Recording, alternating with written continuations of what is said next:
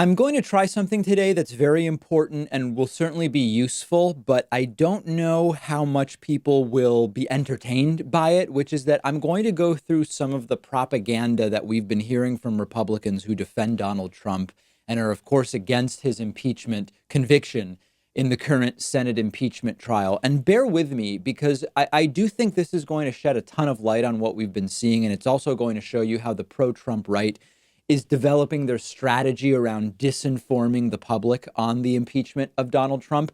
And what we saw during the Senate impeachment trial is that during the breaks, when they have these 15 to 45-minute breaks in the proceedings, senators and members of the House will sometimes talk to the press. And basically the term Gish Gallop is representative of what we've been seeing in the Senate trial from Donald Trump's lawyers and also outside of it from Republican lawmakers during these little press avails. Gish Gallop is defined as a technique used during debate that focuses on overwhelming an opponent with as many arguments as possible without regard for the accuracy or the strength of those arguments. So during the presentations by Donald Trump's lawyers over the last couple of days, the attorneys will get up there and they'll say there was no pressure on the Ukrainian president because he said there was no pressure. But anyway, the military aid was released and abuse of power isn't an impeachable offense and there's no crime. And Adam Schiff won't testify, and they had secret basement meetings, and we have no firsthand testimony. And back in 1996, when Bill Clinton was being impeached, Jerry Nadler said this thing or that thing or whatever the case may be. It's so much, and the way that it's supposed to work on you, and it is working on a lot of people, is that you say, wow, that's a lot. I guess they're right. I don't know how those things are related, because they're not, of course. I don't know how those things relate to the impeachment of Donald Trump, because they don't. But it sounds overwhelming. That's a lot of stuff. I guess Donald Trump isn't guilty of any kind of wrongdoing. And this has been a huge challenge to us in covering the Senate trial live, because it's impossible to go point by point without then missing a ton of stuff that they continue to say. So let's try just one of these in detail. We'll go through what was said. This example is Congresswoman Elise Stefanik. She's a Republican from New York during one of these breaks in the proceedings yesterday. A reporter asks a question and she jumps in with some Gish Gallop. And note that Donald Trump retweeted this video of Elise Stefanik. He loves it, but it's just nonsense. Take a look at the clip. The president did tie this security assistance to pressure Ukraine to investigate Biden. That's okay. He did not, because the aid was released to Ukraine and there was no investigation. But and the president has said that he did not tie. There was no conditionality. Gordon Sondland, in fact, testified, and we saw that played out as the president's defense team made the case that it was presumption, assumption, and guesswork. So the facts of this case remain the same in that we have more security assistance for Ukraine, much more than during the Obama administration, and there was, in fact, no investigation into the Bidens. But and the administration, what do you have to lose? This was Adam Schiff's choice. Adam Schiff is clearly scared that his case is so weak. Adam Schiff made the decision to withdraw the subpoena. This is an unfair, unconstitutional, and half-baked set of impeachment articles that was sent over to the Senate. So that's a ton of stuff. And it sounds so open and shut. It sounds so overwhelming. How could she possibly be wrong about what she's saying? But let's break it down with the transcript on the screen. The reporter asks, if the president did tie the security assistance to pressure Ukraine to investigate Biden, that's okay. So she mentions that the aid was released. But the thing is, it was eventually released because this became a scandal and they realized it. So yes, they released the aid, but that's not exculpatory. She says the aid was released to say that's exculpatory. They released the aid because they got caught and they said, we better release this aid because it's starting to look really, really bad. Then she says, Trump said there was no conditionality. Well, that's what's being debated here. Her saying there was no conditionality doesn't make it true. Her saying Trump's opinion is there was no conditionality also doesn't make it true. She's asserting an opinion as a fact after saying something that is not actually exculpatory.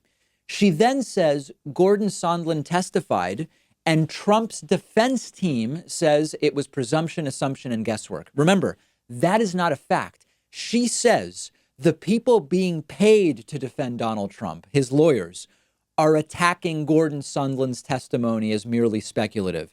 If you go and look at Sondland's testimony, he says very clearly there was a quid pro quo with regard to the announcement of investigating Joe Biden. And I infer that there was likely one for military aid, although he can't say for sure. You can disagree with Sondland. You can think Sondland is wrong, that he's mistaken, that he's lying even. But she states the argument of Trump's lawyers as fact. There's a debate about that. She throws it into the Gish Gallop as fact. Then she says, we now have more assistance from Ukraine than under the Obama administration. Again, that is not evidence for or against wrongdoing when it comes to the impeachment articles. The total aid amounts to different countries go up and down for a bunch of different reasons over time. It is a non sequitur. She then says there didn't end up being an investigation into the Bidens. This is both irrelevant. If you fail to secure the smear investigation you wanted, you're not less guilty, you just failed. But more importantly, witnesses have said Trump didn't care about the investigation happening. He only cared about the investigation being announced. So saying there was no investigation, that is not exculpatory, okay? Then she switches altogether, and this is where it really escalates. After being asked about the John Bolton subpoena, she says Adam Schiff is scared. That's not an assertion of any kind of actual fact that's been presented. She's using it as an ad hominem. She's alleging fear as an ad hominem.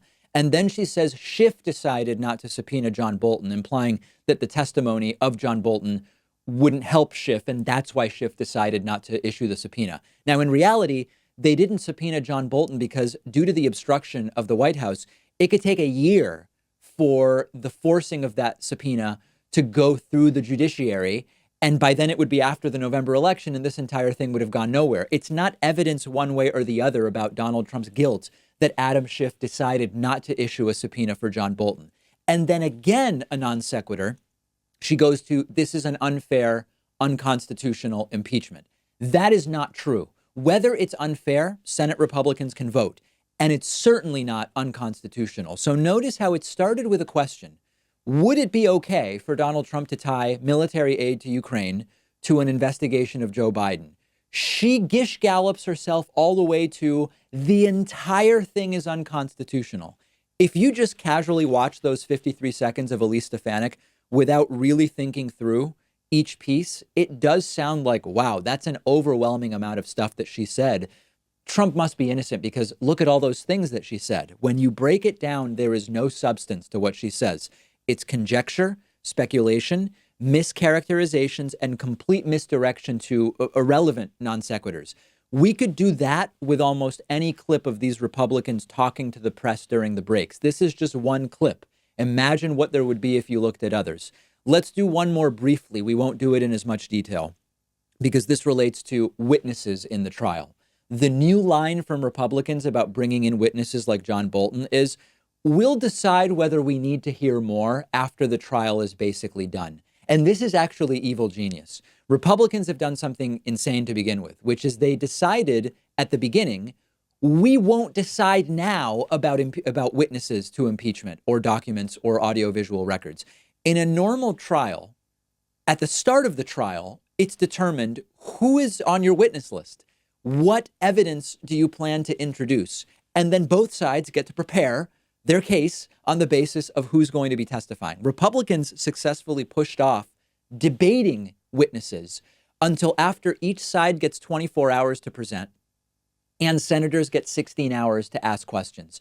So now they're using this line. Listen to Republican Senator John Barrasso here. We're going to decide Friday on witnesses, but it's not going to be a one-sided issue. We have another day. We have this evening, tomorrow for the president's case to be presented. We have 16 hours of questioning on Wednesday and Thursday, and then ultimately the question will come, have we heard enough? Are we ready to go to final judgment, or do we need to hear from more people? If we need to hear from more people, it's going to be a group of individuals, but 51 senators will make that decision on Friday and not before Friday. He's saying, listen, we've had all this questioning, right? We've done so much. We're going to do 24 hours for the impeachment managers, 24 hours for Trump's defense, 16 hours of questions. That's 64 hours. After 64 hours, we'll decide whether we've heard enough or whether we need to hear from more people. This is a completely different framing now. Before the trial, which is when they should discuss witnesses, you can't use the argument they're now using. We have a trial. Who are the witnesses? Well, you're going to decide based on whether you want to hear more. They are going to say 64 hours is a long time. We've had presentations, we've had questions. We don't really need more stuff now. It's already gone on too long because they blocked the decision about witnesses from the start. It's incredibly disingenuous. It's completely propagandistic. And I hope that this is useful to people in the audience in understanding how to break down the propaganda. And when the Gish Gallop is so frequently used, the best thing to do is convert it into writing like we did, and then go through it piece by piece, evaluating each piece. Taken all together, they want it to sound overwhelmingly exculpatory. When you break it down, as we did with Elise Stefanik, you realize there's nothing there. There are non-exculpatory statements made as if they were exculpatory. There is speculation, and there are completely unrelated issues brought up, like when asked, would it be okay to tie military aid to a public announcement of an investigation into Joe Biden? She ends up at, this entire thing is unconstitutional. Let me know what you think about these breakdowns. We have a very special thing going on this weekend. It is my birthday on Sunday. We are doing a huge membership discount on my birthday. If you want to be notified about it, get on our mailing list by signing up at davidpakman.com. You just put in your email address. Very easy. You'll be on the mailing list. Sunday, you will get an email with this disgusting membership discount. I can't even tell you what it is because it makes me feel ill. It's such a huge discount. But I invite you to partake. Just get on our mailing list and you'll be notified on Sunday. This episode is sponsored by Blue Chew. One of the things I make a priority on the show is not to perpetuate stigma for things that don't deserve it. We've talked about mental health. We've talked about many things where we should all just be respectful adults, period, and we would be better off. And Blue Chew can increase performance and give you that extra confidence you may be looking for. BlueChew.com, blue like the color blue, is the first chewable with the same FDA-approved ingredient as in Viagra and Cialis. It can be taken day or night, even on a full stomach, since it's chewable. It works twice as fast as a pill. Whenever the opportunity arises, Blue Chew is prescribed online by licensed doctors. You don't have to go to a doctor's office. You don't have to wait in line at a pharmacy. It ships right to your door in a discreet package. They're made in the USA, and since Blue Chew prepares and ships direct, it's cheaper than a pharmacy. And best of all, no more awkwardness. We've got a special deal for our viewers and listeners. Go to bluechew.com.